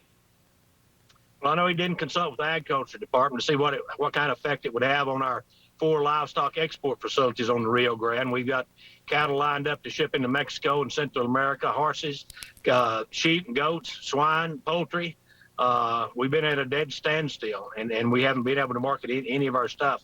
We've got commodities that we ship into Mexico. We've got over 100 trucks down there. We can't get, they're empty. We got unloaded, but we can't get them back. And we can't ship our grain sorghum, our corn that we sell a lot of, powdered milk going into Mexico. It's all at a standstill because the Mexicans blocked our trucks coming in. That was the response. When we blocked their trucks coming into Texas, they blocked our trucks going into Mexico. Obviously, sort of the tit for tat thing doesn't work. It seems, as you pointed out, that Governor Abbott has backed down. He's running for re-election come this November, and then obviously heading into the presidential run. Do you worry that the border issue in Texas, because it's a national issue, means that there's a lot of government leaders who are not focused on what's most important for Texans, but what's most important for their own political future? Well, the governor didn't get pushed back from just me. It was an International Produce Association, the Truckers Association, the Truck Brokers Association, farmers and ranchers, across Texas, merchants, manufacturers, everybody upset the economy. We got a border crisis. Biden has created a border crisis, and we already have a shipping crisis, a delivery crisis. This just enhanced that. You can't solve the border crisis by creating another crisis. So I'm certainly glad he backed off and decided, not to pursue this tactic because it simply wasn't working. We found no illegal aliens. We found no drugs. It disrupted our economy. So certainly want the governor to be successful. I hope he gets reelected as governor. I don't want Beto O'Rourke. Beto O'Rourke. I can't imagine that Beto O'Rourke, in your mind, would be a better option on the issues that you just talked about. Let's look forward on the border crisis. Do you feel your job, understands it, puts his teammates in position? Multiple times. Lawrence? Unbelievable. Just disgusting. Excellent reporting, though, Lisa. Thank you. Thanks. So Joe Biden's border catastrophe is about to boil over. Title 42 is set to expire in a little more than a month, and migrants are getting ready to cross over the border in droves. It's going to be an absolute. And Allegra starts working 2 times faster than Claritin. So if now this framing prevails, then Russians might be eventually ready for a new patriotic war, and that would be a very different order of magnitude of the casualties. This week, CNN reported about this teacher in Russia who says that she was secretly recorded by her students making anti-war comments in the classroom. She's now under investigation. And I ask you this as a professor. I mean, you say you're seeing instances of this. School administrators are actually being replaced, you say, by FSB officers at universities. Can you speak to what is happening on the education front at that level? I would say this is something completely new to the post-Soviet Russia. This level of crackdown, people are being fired every day. I know a lot of professors have been fired, students expelled, and there are interrogations by the secret services. The security apparatus, the professors have been interrogated and asked to report on who are unreliable among their colleagues and the students. And there's also a significant pressure to stage performances in support of the military operation. All these things are going through the whole education system, from the universities all the way down to the kindergartens. We've even seen those pictures of small kids standing on their knees in the shape of Z, which symbolizes Russian military aggression. Greg Uden, thank you very much for all of that important insight. We appreciate your time tonight. Thank you. Out front next, this CNN exclusive, the revealing text messages from Republicans who were pushing former President Trump's big lie and then suddenly switched and turned on Trump's lie. Why? Plus, she just barely escaped with her life after working at a Mariupol maternity ward that was bombed. The attack sparked global outcry, and tonight, she is speaking to Out Front. Hey, did I tell you? Less of that win today. Boy, I'm kind of tired of that win. I think a lot of us are, Austin, and for once, we don't have to worry about flying out to the other state. No, we certainly don't, Sam and Andrea. And, at least walking outside today, it was a little more tolerable. I mean, you know, it was still breezy out there and you still felt it, but it wasn't as bad as it was just 24 hours ago. And looking right now at First Alert Live Doppler, looking at a mix of clouds and sunshine across the area. The clouds, though, are going to move out as we progress throughout the rest of the evening hours, and that'll set way for a pretty cold night across the region. Temperatures mostly 30s and 40s. We have some upper 20s around Watertown, Ortonville, showing a link between paraquat and an increased risk for Parkinson's disease. All this morning, and I just left this morning. One of the things they also are telling me is that when we were there, that was DPS helicopter. Border Patrol's helicopter is normally not up. The planes aren't up because they just don't have the manpower to get stuff done. How's the morale for the Border Patrol? Well, the morale's in the tank. These agents, the men and women of the Border Patrol, they know that this policy has caused this surge. Many of them, more than half of them, are dedicated to what we call processing, the book-in procedure, the care and comfort of this large number of migrants that are coming in each and every day. And I'm grateful to Texas and the Department of Public Safety, because just imagine, Lawrence, if you were there, if the DPS wasn't helping to secure that border, how much worse it would be. It's so true. And you know what? The Biden administration aids and abets at every moment. We tried to national economy. Ray Perryman of the Perryman Group estimates that it's done $1 billion in damage to the national economy every day it's gone on, $470 million of damage to the Texas economy alone. And are people getting the message of why?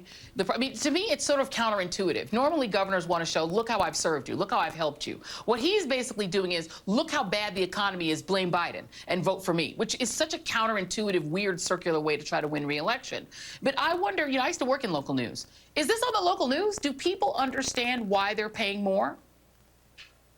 They do. I was just in the Rio Grande Valley in Pharr, Texas, for example, which with the Pharr-Reynosa Bridge imports the lion's share of that produce. You better believe in the Rio Grande Valley, in South Texas, in Laredo, every single person in those communities, because their economy depends on cross-border trade, knows what Greg Abbott has done. He's killing their businesses right now. They are seeing some companies move to Nogales, Arizona, a 20-hour drive away, 1,200 miles distant from the Rio Grande Valley. You know it here in El Paso, where I live. You see it throughout the rest of Texas, because our largest trading partner in this state is the country of Mexico. 600,000 jobs in Texas alone depend on this. And it's not just me talking about this. It is the editorial page of the Wall Street Journal. It is other statewide elected Republican officials like Sid Miller, who's the commissioner of agriculture here, talking about this horrible stunt that is deeply harming the Texas economy. It's really everyone. Again, the only beneficiary, and maybe just on Fox News, has been Greg Abbott. For everyone else, this has been deeply harmful. It's higher inflation, higher prices, more supply chain problems, and it's killing businesses, especially along the Texas side of the Texas-Mexico border, and everyone here knows about it. Yeah, I mean, trying to... You didn't do anything. Well, and apparently he called the police himself and turned himself in, telling them that he was at that McDonald's in order to be picked up. That's exactly right. So I guess my question, you served in law enforcement, and the majority of them do their job. But it seems like the rank and file they've become so political that they're not catching the people that are harm to society. Well, let's go back in time so we can figure out how this happened. In 2017, the FBI writes an intelligent assessment on what they call black identity extremism, and this assessment was quite good. It was looking at what was causing individuals to target law enforcement, particularly after Ferguson and during the rise of Black Lives Matter. And they did a very good job looking at this ideology and studying it. It's a moderate but very seriously well done piece of work product. And it does fine, and the FBI uses it until 2019, when a congressional briefing leaks the fact that the FBI is using this term. This then causes any number of left-wing organizations like the ACLU and the Brennan Center for Justice to get riled up. There's a bunch of media pieces. All of a sudden, there are congressional hearings, and the FBI rapidly backs away, saying, oh, we're sorry, we're not going to use that term anymore. We'll use another term. We'll use the term racial and ethnically motivated violent extremism, which, as you can tell, doesn't really tell you anything about what you're trying to study. And the problem is, in any bureaucracy, if you can't name a thing, you can't deal with it. You can't investigate it. You can't analyze it. You can't understand what you're seeing when you see a suspect like Frank James's social media. And so because of the politicization of our law enforcement, our cops and our FBI don't have the ability to understand what they're looking at when it comes to dangerous threats like Frank James. Sir, they can't be bored because there's a lot happening in America. Assaults are up. Murders are up. I mean, rapes are up. I mean, there's so much to do. Is it because the social justice warriors have captured the leadership of the FBI and these police departments? I just don't get it. Well, you know, part of this is being driven by the Biden administration, which is using intelligence community resources to issue reports insisting that white supremacy is the only relevant threat. You know, the Department of Justice is spending resources looking at protesters at school board meetings. And the reality is, with a limited number of resources, law enforcement will look at the things that will get them noticed, that will get them promotions within the system. And if you're being told or you realize doing these kinds of cases is not going to get you promoted, you're not going to spend the time on it. Yeah, and if that was such a big threat, I would love to see the prosecution of all those people. They haven't been able to even do that, so I just think it's shameful. Sir, thanks so much for joining the program. So coming up, Elon Musk has a plan to buy Bloomberg, owned by Michael Bloomberg, a billionaire. Elon Musk's vision of taking the guardrails off Twitter's content moderation risks creating a free-for-all that alienates advertisers. The Ukrainian resistance has forced the Russians to regroup.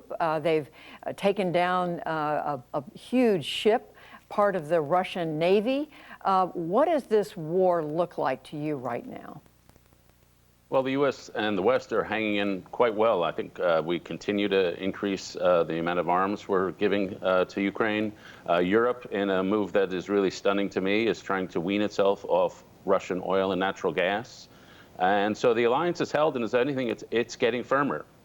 But, and a lot of people, I think Fareed Zakaria made this point this week, some say there are two wars. There's a northern war around Kiev where the Ukrainians are doing very well. There's a southern war on the border, mostly over the port of Odessa, and the Russians are doing much better in that southern war. And so if they can capture Odessa, which is the main port, then they really will have strangled the Ukrainian economy. And if they can keep that territory, that amounts to some sort of victory. So it's become very important that the Ukrainians defend Odessa and do better in the war in the south, and that the U.S. becomes a lot more active in helping the Ukrainians with the anti-ship missiles they need to sort of do the best they can to fend off the Russian Navy. And so while the Ukrainians are just being absolutely amazing, this situation in the South, I think, strikes a lot of people with some alarm. And President Biden did announce, Jonathan, that package of another $800 million in additional weaponry this week. What does it look like to you? It looks like, and I agree with David, that the alliance is held strong, and I think primarily because of what the United States has been doing and President Biden has been doing, walking this very fine line between supporting President Zelenskyy and the Ukrainian people's effort to push back the Russians, while at the same time not having American troops, having American boots or planes come into any direct contact with the Russians. I think, you know, we have seen on a near daily basis President Zelenskyy speaking to foreign parliaments and legislatures with the same plea: help us, give us weapons, give us anything and everything we need to defend our country and to push the Russians out. And I think that, the United States, while not wanting to have American boots on the ground, is doing everything else possible to make sure that the Ukrainians get the materiel and the weapon systems they need over the border. And if that means nations like Slovakia and others are sending over their weapons. The United States will backfill them. And anyone who is afraid that Putin is just going to turn around and say, United States, we're coming after you simply because you're doing this. Well, as George Will told me this morning on First Look, he said, what are we going to do? We're going to fall to the threat because we're going to make him mad. He's already mad. I think the administration is doing everything it possibly can. And David, I mean, just picking up on all of that, is it your sense that the West is prepared to hang in there indefinitely? I mean, they say they are. We talked to a Defense Department spokesman this week, John Kirby. He said, we're going to be there as long as necessary. Is that realistic? Yeah, the Chinese diplomats keep getting quoted in the press saying the Western alliance will fall apart. The West can't take the economic costs. There's really no evidence of that at all. Western Europe is not just following the U.S. They are firmly resolved. If anyway, in many important ways, they're leading the way. Look, the big picture here is that most of us have spent the last 25 years in an era of greater globalization, of greater trade across barriers, across borders, of greater exchange of ideas, greater cultural exchange, some amount of cultural convergence. That stopped about 7 or 8 years ago, and the war in Ukraine has really accelerated what you might call deglobalization, what I think of as a global culture war, where we divide at least into two economic zones, a Chinese-dominated one and a Western-dominated one. We divide into different cultural zones. Our cultural values are now diverging, not converging. The amount of trade across borders is now decreasing. Immigration is decreasing. So we're living in a world in which walls are going up and people are basically forced to pick sides, and the West is becoming closer together and the authoritarians are getting closer together, but it makes the struggle over Ukraine the first real struggle in what could be a decades-long contest between authoritarianism and the democratic West. Jonathan, what would you say to that and to this question of whether you think the West is prepared to hang in there as long as it takes? Oh, I do think the West is prepared to hang in there for as long as it takes. And I've been saying on our air pretty much from the beginning that this war, while it is Russia in a Russian invasion of Ukraine, it is a war between democracy and autocracy. And that explains why you have the Baltic states ringing the alarm on a daily basis saying, hey, you need to send in, let's have permanent bases here in the NATO bases here in the Baltics because Vladimir Putin is not going to stop in Ukraine. It explains why Sweden and Finland, which have been determinatively neutral, they didn't want to be a part of NATO, now actively talking about joining the North Atlantic Alliance. This speaks to what David was just talking about, but also how they view the situation in Ukraine in the rest of Europe. They see basically Ukraine as the canary in the coal mine. And if democracy does not win out against Russia in that campaign, then the Baltics, Poland, Slovakia, all those on the western border of Russia, those NATO nations, are very worried that they are next. Just one other quick question about Ukraine, and that is President Biden, David, at one point off the cuff, referred to what's going on there by the Russians as genocide. How much do statements like that matter? Well, we've already called him a war criminal. What it does is it forecloses the idea that at some point in the future, we can have normal business with Vladimir Putin, that we can have a G7 or G20 or whatever G you want to go to. The idea that ever again the West can go to summits with him, have him visit the White House, whatever you want to do, that's just never going to happen. And it makes that untenable, and I would say rightly so. Jonathan. It puts pressure on Putin. It paints him into a corner and does make him unacceptable abroad. I do want to turn to two other things. One, David, is the bad news we got this week on inflation, actually affirming what we've already been seeing. It's at historic highs in this country. Much of the economic picture is scary, but at the same time, we know the unemployment numbers are down. We know wages are going up. There was even a report about consumer confidence being up. What's at the core of this, and how worried should the Biden administration be? Extremely. Inflation is the #1 concern in the country right now. And even though wages are going up, real wages are going down. That is, wages after accounting for inflation. And so we've had several months now of negative real wage growth. And so that is a real problem. Now, it's true that wages or inflation is rising everywhere in the world. Fuel everywhere in the world. Food everywhere in the world. But the U.S. inflation rate is significantly higher than in most other comparable nations. And so that has to be because of two things. The one is Federal Reserve policy, but two is our extremely expansionary fiscal policy, federal spending. And so that's, I think that means that any further spending initiatives are going to be extremely unpopular and are probably not going to happen.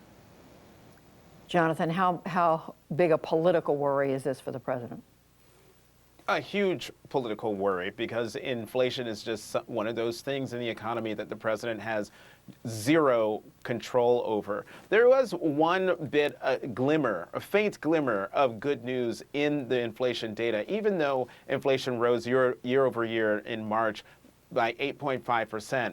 The glimmer of hope in that data is that in the month-to-month inflation increase was less than in previous times, and I think that is giving hope, at least to some economists and certainly some in the Biden administration, that maybe the March numbers are the beginning of it's the plateau, that these inflation numbers are coming down. But the longer it takes for those inflation numbers to come down, Judy, the more worrisome it's going to be for the administration. They're going into a midterm election year, the Democratic Party, where historically they are set to lose the House. Their hold on the Senate is tenuous, and high inflation numbers on top of high gas prices, high grocery bills is just going to make a very restive and anxious populace that much more angry and looking for someone to blame. Just a glimmer in those inflation numbers, and I mentioned there was a consumer survey that showed confidence going up in a way that the economists hadn't expected. But I do want to reserve the last minute and a half or so, David, for the report we just heard from Jeff Bennett on Jared Kushner getting this massive investment from the Saudi Crown Prince, Mohammed bin Salman. I mean, what lines are there? What lines should there be for this kind of thing to be going on? Well, to me, the mind-boggling thing is Jared Kushner is not a private equity guy. He's a commercial real estate guy. And to suddenly open up a private equity firm, these are different enterprises. It's like me doing surgery. Like, no, you just can't switch. And the fact that the Saudis would invest, it's clear political sort of mafioso behavior that you help me, I help you, maybe down the road you help me. It's just classic mafia-like corruption. And, there's not much more to be said except for it's shameless. Jonathan? It sounds to me like it is MBS giving basically a payoff to his buddy Jared Kushner, who protected the Saudi weapons sales that Congress was trying to rescind after evidence came forward that MBS ordered the killing of Jamal Khashoggi, who was a global opinions columnist for the Washington Post. And for a senior United States official to do that is unconscionable. And yet it happened. There are no rules. I mean, David and Jonathan, I mean, there are no there are no legal limits to doing something like this, are there, David? No, we used to think people were restrained by common decency, but that dream went away a long time ago. All right, we are going to leave it there. David Brooks, Jonathan Capehart, thank you both. Thanks, Judy. And on the NewsHour online, after banning Russian oil imports, President Biden called on U.S. oil and gas companies to increase domestic production. But Oklahoma, one of the nation's leading oil-producing states, is facing major hurdles as it tries to meet that demand. You can read more on our website, pbs.org/newshour.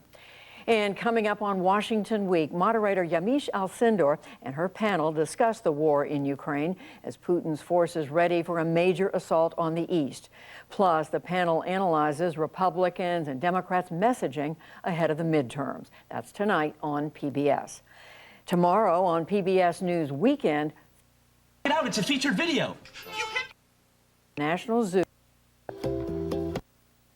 The recall will cover a variety of models between 2020 and 2022. That includes some Venzas, Siennas, Highlanders, along with several Lexus models as well. Owners of included vehicles will be notified by the middle of June. The FBI believes that North Korean hackers stole more than $600 million worth of cryptocurrency from a video gaming company. Federal investigators revealed North Korean cybercriminals robbed a computer network used by the Axie Infinity game. The popular online game allows players to earn Ethereum cryptocurrency. The FBI alleges that on March 29th, a North Korean proxy called Lazarus Group raided the players as wallets of their digital currency. All told, it is believed Lazarus Group has stolen $1.75 billion worth of cryptocurrency in recent years. TikTok is looking at a way for users to leave more feedback on comments left on videos. This week, the social media site announced it is testing adding a dislike button to individual comments. TikTok says users can click on the button to privately flag posts they find, quote, irrelevant or inappropriate. Creators and other users will not be able to see the dislikes. Only the person who disliked the comment can see it. There may be some dislikes in our weekend forecast for one of the days at least. At least one of the days, but one of the days we'll also appreciate. Gotta take what you can get. Austin explains and one more look right after this. Holy cow. My diabetes is no longer a mystery. My A1C's dropped over. Superior noise reduction and a tiny in-the-ear connection. Tomorrow. Sunday. Many mothers today pray over their children long before they have a name, and the mothers of the Bible were no different. Explore the timeless stories of biblical families and see how their strength still inspires us today. Shannon Bream hosts The Mothers and Daughters of the Bible Speak, Sunday. It's my favorite time of the year. Spring is here, the weather is starting to warm up, and Easter is on Sunday. So primetime hit the street to see what people really know about the meaning of Easter. Watch. Big holiday coming up. How are you celebrating? What holiday? Mother's Day? Not Mother's Day. Father's Day? Easter Sunday. What happened on Easter? Oh no. There's a bunny and there's eggs and chocolate. My chocolate! My beautiful chocolate! Jesus was born. When Jesus crawled out of the cave. Jesus rose from the dead and saved us all from our sins. Bunny saved somebody's life out of it. You were expecting maybe the Easter Bunny? Why do they call Good Friday Good Friday?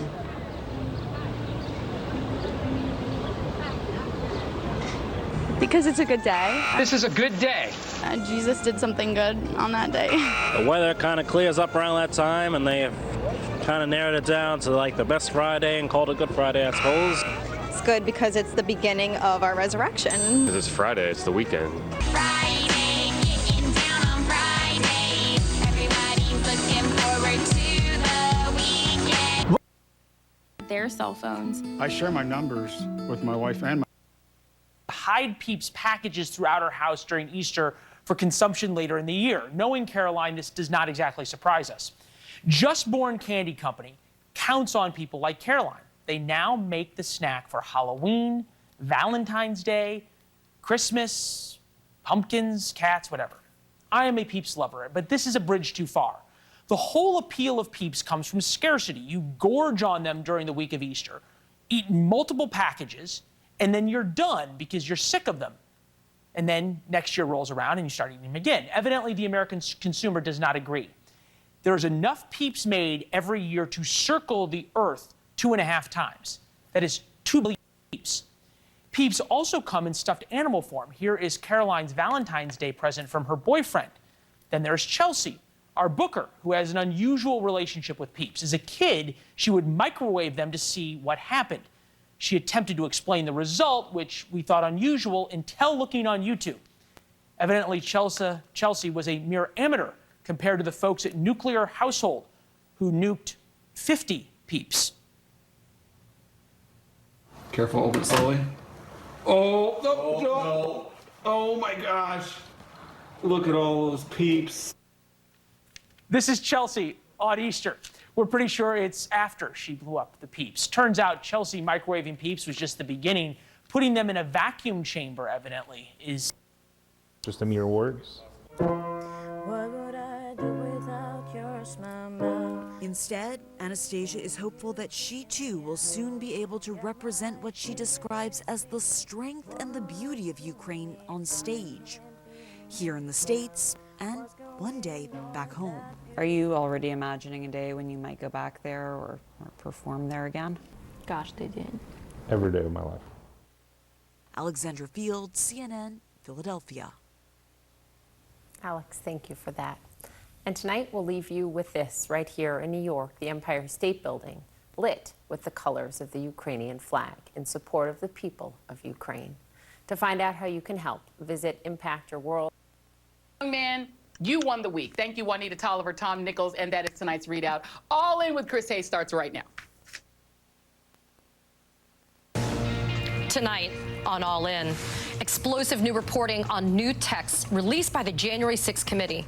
Why was Senator Mike Lee demanding that the Kraken lawyer get access to Donald Trump? President Trump won by a landslide. We are going to prove it. Tonight, what these newly released texts say about the early days of Trump's coup.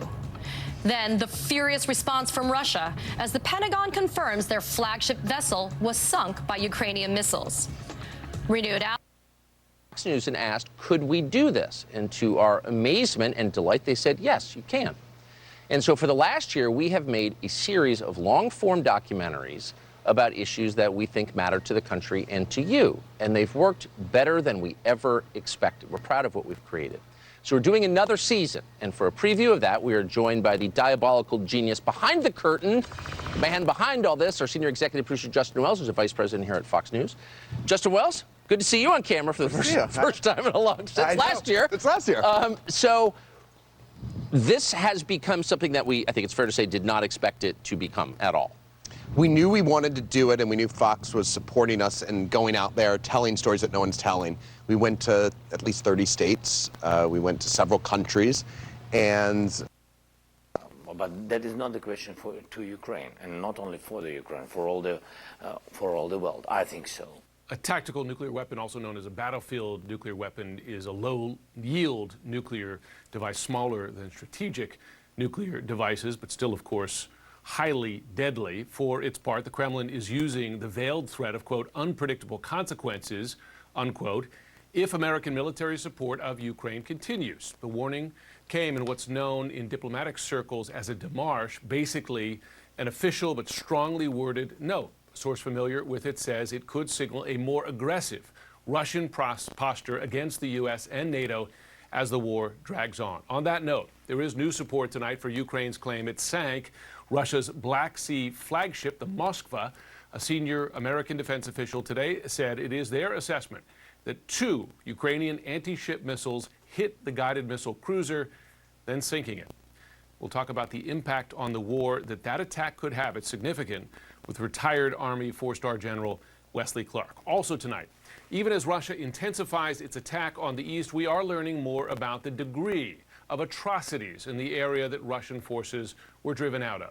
Ukraine's national police tonight saying that the bodies of more than 900 civilians, 900, have been recovered in the Kyiv area just in the days since Russian forces retreated. In his address to his country tonight, Vladimir Zelenskyy told Ukrainians, and these are his words, maybe somewhere in Russia cruelty is respected, but in Ukraine cruelty is despised and punished. And remarkably, even in places under Russian bombardment, that cruelty is being eased by neighbors bravely helping neighbors. Last night, CNN's Clarissa Ward brought us the story of an 86-year-old woman named Lydia. I want to show you a portion of her report with a warning. It's truly heartbreaking. But as you watch it right now, and as you'll see for yourself in just a moment, Lydia, remarkably, is safe tonight. Volunteer Igor Golotov spends his days visiting the elderly and disabled. Today, he is checking in on 86-year-old Lydia. Petrified and alone, he has yet to find an organization willing to come and evacuate her. When there's no electricity and it's so dark and there's shelling, she says, you can't imagine how scary it is. She tells us she recites prayers to get through the night. I never imagined that my end would be like this, she says. You can't even die here because there's no one to provide a burial ceremony. For Igor, it is agony not to be able to do more. I promise you, he says, I will help you to be evacuated. As we leave, Lydia is reluctant to say goodbye. It is terrifying to live through this time. To do it alone is torture. It's so nice to see real people, she says. Probably it's going to get worse. One of the many faces of the war right there. Well, Clarissa Ward is in Dnipro for us tonight. CNN's Ed Lavandera, he's in Odessa. At the White House tonight, CNN's Caitlin Collins, and in Kyiv, where he spoke with the Ukrainian president, CNN's Jake Tapper. Let's begin, though, with Clarissa. Clarissa, one of the remarkable aspects of this war is that despite the many millions who have fled the country, there are many tens of millions who have stayed behind, bravely trying to stay where they live in their homes. You were able to find Lydia again today. How's she doing?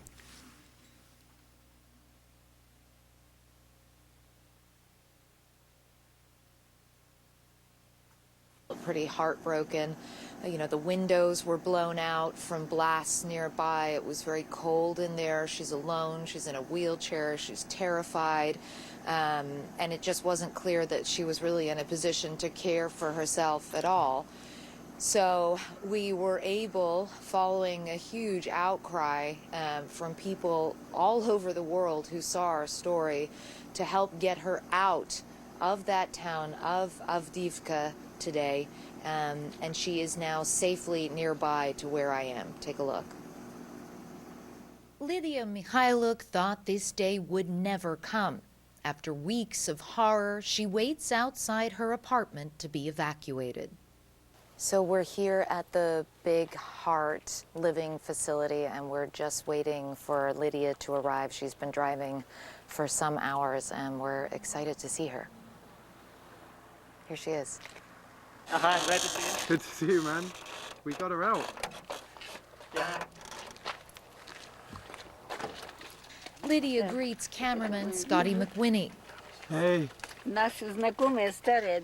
It's our old friend, she says. I'm so glad to see you again. After we left Lydia Thursday, there was an outpouring from people who wanted to help. We managed to connect volunteers to a care home in the relative safety of Dnipro.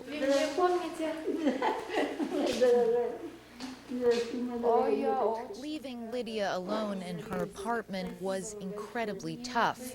To see her safe is a huge relief.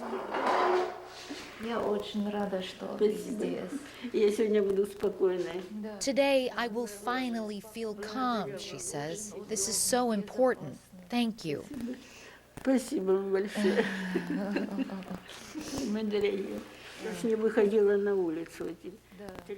Her journey out of Avdiivka was far from easy.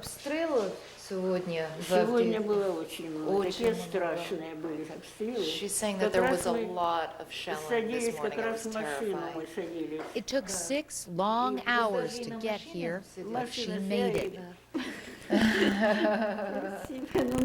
I'm so lucky, she says. Safe and comfortable at long last.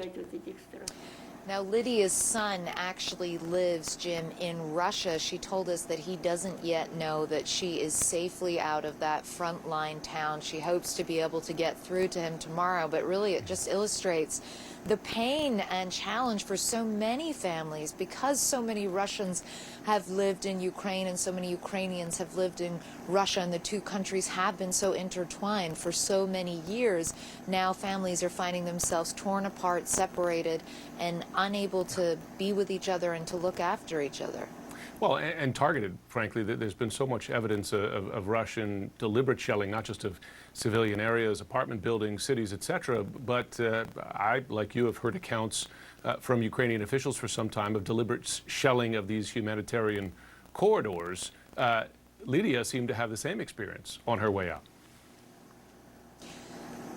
Yes, it was a very difficult journey for her. At one stage, they actually had to pull over because the shelling was so ferocious, and they had to wait in a safe house for a couple of hours until it was okay to move on.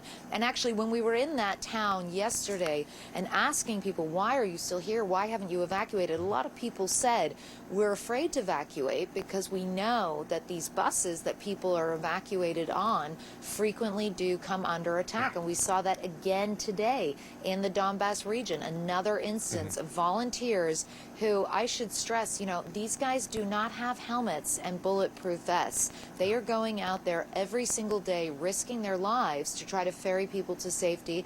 And today, once again, a busload of volunteers came under fire as they tried to evacuate people. And you can imagine the effect that that has on the morale of people who would be considering trying to flee, Jim. No question. And a helmet and a bulletproof vest against shells, they won't sadly save your life in many circumstances. I wonder this, because we've also seen evidence of this over recent weeks.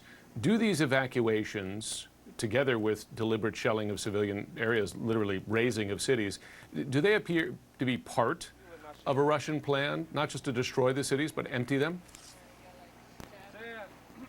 Well, if you look at the new general in charge, Alexander Dvornikov, who was nicknamed the Butcher of Syria, and you look at the sorts of tactics that Russian forces were using in Syria, primarily from the air, from the skies, bombardment, really targeting ordinary civilian life. When I was in Syria, I saw a fruit market blown up before my eyes. They were hitting schools, courthouses, hospitals, and the natural knock-on effect of that is that you completely demoralize the local population. Ordinary civilians receive the message loud and clear that you cannot live a normal life in these places.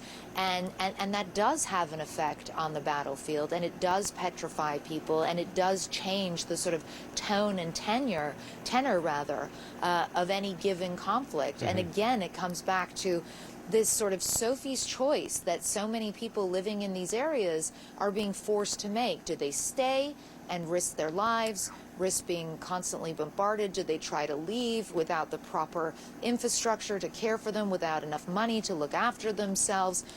Simply put, Jim, these people don't have any good options. And Lydia is just one woman of very many vulnerable people who are still stranded in their homes alone tonight, Jim.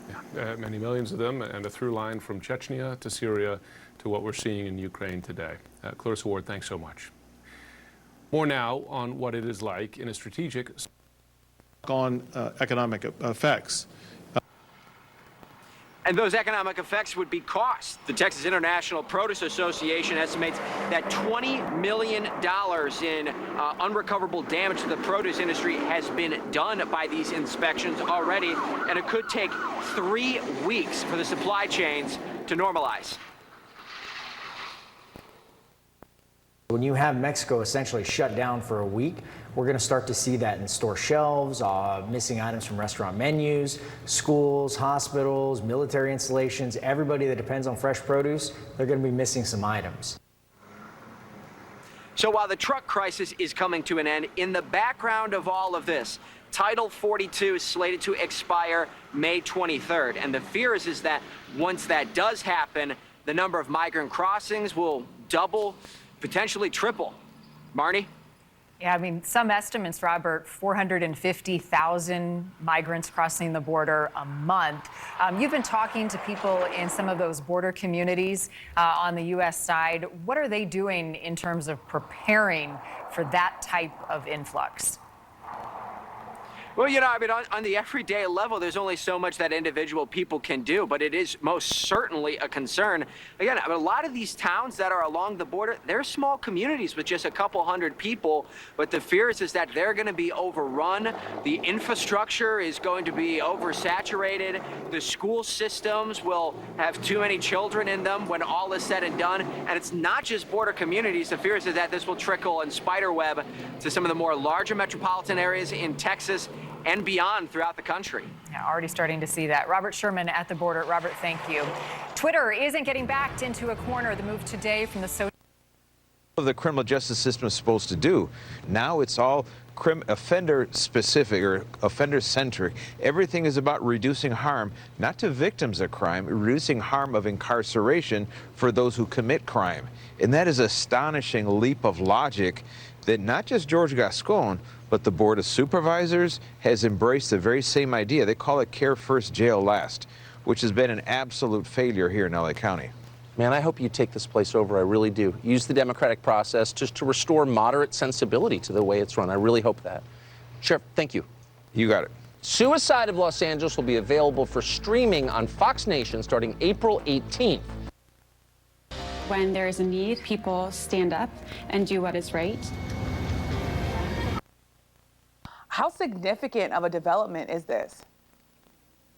Well, if they follow through on it, it would be significant, obviously, because Russia sells a lot of its energy to Europe, and Europe depends on Russia. And they've been very reluctant to cut them off entirely because, in fact, they would pay a price. You know, it's easy for politicians in Washington to say, let's cut off Russian oil here. We don't depend on it. We're not going to have our lights go off and have our homes cold at night if we cut off Russian energy the way Europe does. So if they actually follow through on it, it's a big deal. It's a big economic pain for Russia, because that's where they get a lot of their income from overseas. But obviously it involves pain on the part of the Europeans, and they're looking for ways to mitigate that through other sources of energy. That's something that Washington has talked to them about. The Biden administration has tried to find ways to help them substitute energy for what they would lose if they did it. It would be a huge statement and potentially a big economic penalty for Russia.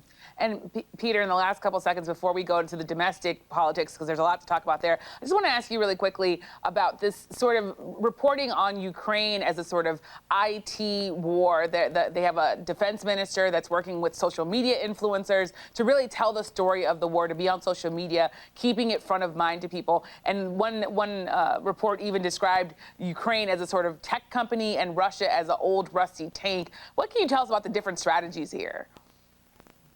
Yeah, no question that Ukraine has been a case study in the modern form of warfare. Beyond the bombs and guns, there is an online war going on in which Ukraine is fighting for the hearts and souls of the world.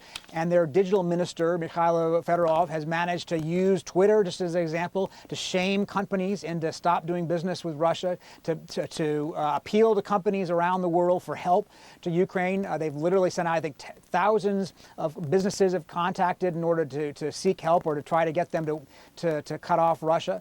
They've used that sort of platform to bring their case around. Obviously, the videos they can post, the president's Zelensky's ability to talk to the world through Zoom, through video contacts. That's so different than what we saw the last time Europe had a war in the 90s when the Balkans flared up, and it really brings that war home to people's living rooms, and I think help Ukraine basically make their case against Russia. And it is surprising that Russia, which has a great deal of cyber capability, has not seemingly been able to use it to its benefit. That may be a sign of preparation that was done in advance of the war by the Ukrainians with American help, or it may be that they're holding back and that there's still cyber power to come from Russia that we haven't seen yet.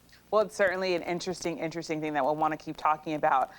Meanwhile, this week, the nation's economic challenges deepened. Inflation hit a new 40-year high. President Biden traveled to Iowa and North Carolina to talk about what his administration is doing to address rising prices. Our economy has gone from being on the mend to being on the move. Now, I know that we're still facing challenges of high prices, inflation. We need to address these high prices, and urgently, for working folks out there. In the meantime, many Republicans are focusing their midterm election strategy on culture wars, issues like abortion, guns, and medical care for transgender young people. Eugene, I want to come to you to talk about this strategy by President Biden, but there was some eye-popping reporting in Political Playbook. Of course, you're a co-author. I want to read it because President Biden's campaign pollster said, "This is possibly the worst political environment I've lived through in 30 years of being a political consultant." That is just striking to hear. I wonder what you are hearing from your sources about the challenges that Democrats face and their strategy for navigating them. Yeah, I mean, they are just as concerned as John Anzalone is, right? When you talk to them, especially, on background, when you don't have to tell people their name, they'll be a lot more blunt, just as blunt as he was, because they see the same things we see. They see inflation. They talk to their family members around the country who have higher gas prices all of a sudden, and that people don't see a way out of this. But I will say Anzalone also talked about the importance of the administration, members of Congress, Democrats, in passing some form of the social spending bill that was promised, right? We have seen that stalled since last December, and fits and starts throughout. And when they get back in just about a week, they're apparently going to start negotiating this more and negotiating this in earnest. And if they're able to do that, if they're able to pass some kind of bill, the hope that Democrats have is that that will help blunt some of this, right? If it's not, if they don't keep the House and the Senate, at least stem some of the bleeding, so it's not a bloodbath, and then it's not as bad as it looks right now. But when you talk to Anzalone and he's feeling that way, it does tell you how the administration's feeling, and possibly even what President Biden is hearing from folks that he talks to consistently. I want to also ask what President Biden's hearing from fellow Democrats, because the Biden administration has announced that it's going to be restarting selling leases to drill oil and gas on federal lands. What's your reporting reveal about the tension here between Democrats on climate change? And activists want to see less reliance on fossil fuels, but of course you have a White House that is just trying to make sure gas prices don't go any higher. Yeah, the climate community is split, like Democrats typically are on these kinds of issues. You have one camp who really understands that what President Biden is trying to do is address what they think is a short-term problem, right? Getting gas prices to a better place, especially because you have the midterms so close. But on the other hand, you have a lot of activists who say, well, wait, you promised us to work on climate change, and here we are talking about drilling more in the United States. There's a huge concern that the administration's promises on climate are not going to come to fruition because of where we are, and who knows how long this war is going to continue as the administration figures out how to blunt some of that. And when you talk about gas prices, and the administration calls it the Putin price hike, that inflation was going on before the invasion, right? And so that's something folks should remember. And one of the things that I've heard a lot from climate activists over the last week is that they're frustrated with the White House because they feel like this was an opportunity to say to the American people consistently in every single speech, this is why we need to get away from fossil fuels in this country. Look at the other ways that we can bring energy to America by focusing on other aspects of this and not focusing on oil. And they've told the administration this. And so we'll see how that plays out as we move forward. And Mariana, there's also, of course, what's happening on the GOP side. We see Republicans passing all sorts of laws focusing on culture wars. You talked to a Republican from Florida who's saying they're not shying away from these issues. What's the significance and the strategy here of the GOP leaning in on these culture war issues? Yeah, when I talk to Republicans, it's pretty interesting to have them explain, okay, we are getting attacked by Democrats, sure, with how we're framing these things. For example, the Don't Say Gay legislation that Governor Ron DeSantis actually signed into law last week, that isn't good for them. And they acknowledge that. They also acknowledge that, what you actually played, that ad by Kay Ivey, the governor of Alabama, where she says, we're going to start speaking Spanish. And that's not okay. They don't like to see that kind of extremism too much because they know that can alienate certain bases. In terms of Don't Say Gay, that could be suburban women. In terms of what Governor Ivey was saying there, that of course is the Hispanic vote, that Republicans are making inroads. However, if you explain those issues, that is where they see a lot of turnaround. In terms of that one congressman that I actually spoke to from Florida, a Republican, they were saying that when they are back home talking about that legislation, not saying that it's Don't Say Gay, but the fact that, we want to make sure that you as parents know that kids are being taught this at a very young age, from pre-K to third grade. that gets a better reception from parents. And Republicans, for the most part, have very much been looking at a number of culture issues and turning it back to the issue of choice. And it's a strategy that has been working for them. So Eugene, I have about a couple of minutes left here. I want to try to split it with you and Peter, but I want to come to Eugene for a minute here just to talk about sort of this strategy. I was in Alabama talking to transgender children who say some of these laws are detrimental to their health. What do you make of this strategy? Yeah, I mean, it's a strategy that actually was just said that I think is going to work for them if they're able to explain it in the right way and couch it in some kind of parental rights. What are we teaching your children? But then when you actually look at the kinds of things that are being taught in schools in K through third grade, like with these Don't Say Gay bills or not talking about gender identity in schools, kids aren't being taught that, right? It's not like kids are not being taught about sexuality. And so that is something that when you talk to parents of transgender kids, when you talk to advocates, their concern is the effect on that, the effect of having kids continue to press that within themselves when we know